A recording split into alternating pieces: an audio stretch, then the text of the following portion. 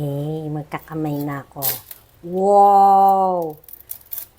Wow! Wow! Hello, Kakichirias! Ang recipe natin today ay paborito ng lahat ng Pinoy. Lechon kawali. But, with a twist, ang tawag ko dito ay creamy binagoongan lechon kawali.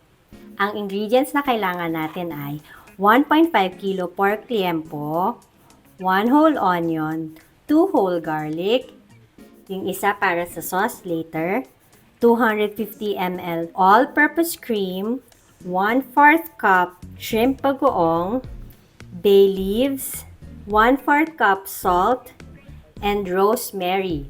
Pwede rin naman kayong gumamit ng pepper.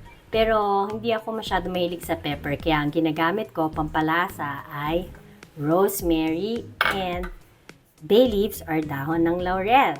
Ang unang-una nating gagawin ay papalambutin natin ang ating lechon kawali. So nilabas ko na ang aking favorite na Instapot. Kung wala naman kayong Instapot, pwede naman pressure cooker. Or palambutin nyo lang to sa kalan. Yun nga lang, matatagalan kayong magpalambot. So, ilalagay lang natin ang ating lechon kawali.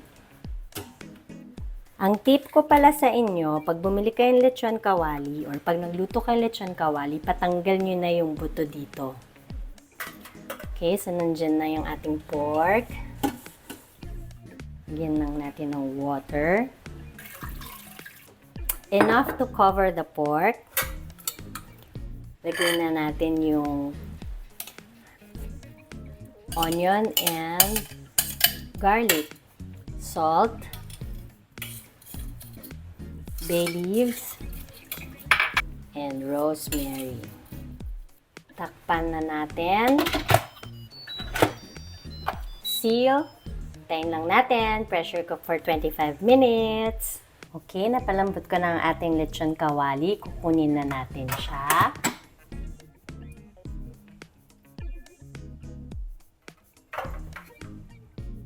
Hindi muna natin ito i-roast. Papalamigin muna natin siya. So, ito na yan. Importante, fork tender na siya. Okay mga kakichirya, ito na ang ating lechon kawali. Napalambot na natin siya at hindi na siya ganun kainit. So, ang gagawin natin, pupunasan lang natin yung skin para hindi siya basa.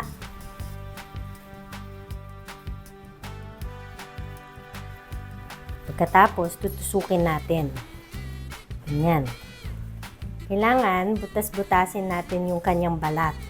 Para kapag finry natin siya, tinurbo, in-air fry, in-oven, ginrill, sure tayo na yung balat niya magiging crunchy and crispy. Hindi ko alam kung na-experience nyo mga kakichirya, yung magturbo ng lechon kawali pagkatapos yung balat niya sobrang smooth lang, hindi siya naging crunchy or crispy, naging makunat. Na-realize ko dahil yun kasi hindi nakakalabas yung init o hindi nakaka-penetrate yung init sa balat. Kaya siguro ganun siya. Kaya ito, yung pagbutas-butas sa kanya, mas makakasigurado tayo na papasok yung init at mag-penetrate yung init sa loob ng balat. Okay, ito na ang ating air fryer. Lalagay ko na sa loob. Ang temperature ay 230 degrees Fahrenheit. And then, huwag natin kalimutan maglagay ng tray sa ilalim kasi tutulo yung mantika. So, i-air fry natin to or i-oven or i-roast natin. So, ang gumagana sa akin ay both yung top and bottom. Okay, so habang hinihintay natin na maluto yung lechon kawali, naalala nyo yung bagoong natin, yung all-purpose cream at saka yung garlic. Okay, so yun yung sauce natin for our lechon kawali. Prepare na natin. Yun na natin konting mantika. Diba madami tayong mga iba't ibang favorite na sauce or sausawan para sa lechon kawali. So, meron dyan yung toyo at suka. Meron din dyan yung bagoong na isda. So, lahat yun nasubukan ko na. Kaya lang, isang araw, na-bore ako. So, inisip ko gumawa ng binagoongan. Pero gusto ko rin gumawa ng lechon kawali. Dala ng kaboringan ko, mga kakitserya, naka-imbento ako nito.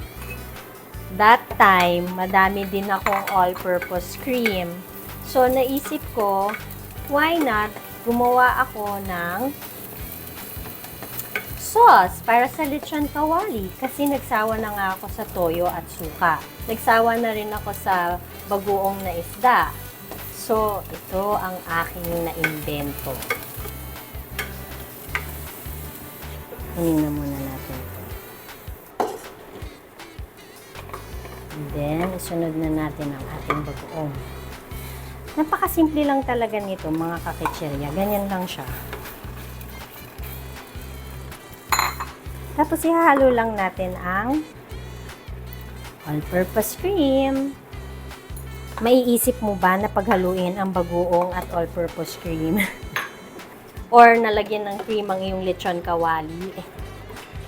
Pero sigurado kung magugustuhan nyo to. Promise. Ganyan lang. Hinalo lang natin ang all-purpose cream and ang ating shrimp bagoong.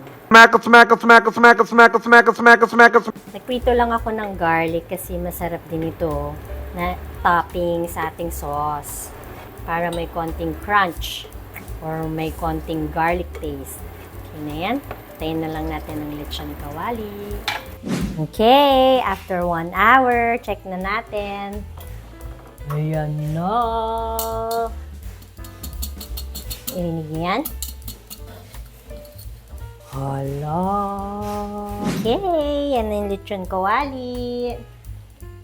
Okay, magkakamay na ako. Wow! Wow! Wow! Mainit, mainit, mainit. Mainit, mga kakitserya. Kita nyo yan, umuusok pa. Hindi ko yata kayo magkamay sa init nito. Okay, magkutsara tinidor na lang tayo. Sana may pangmukbang ako kaya lang para marinig nyo yun, no?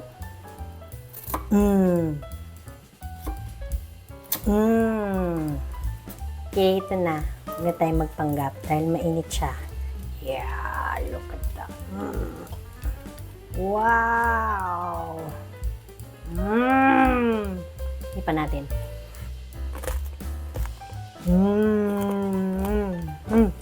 Sarap! Bye-bye mga kakutsura! Subscribe to my channel for updates and share if you want. Bye! Yummy!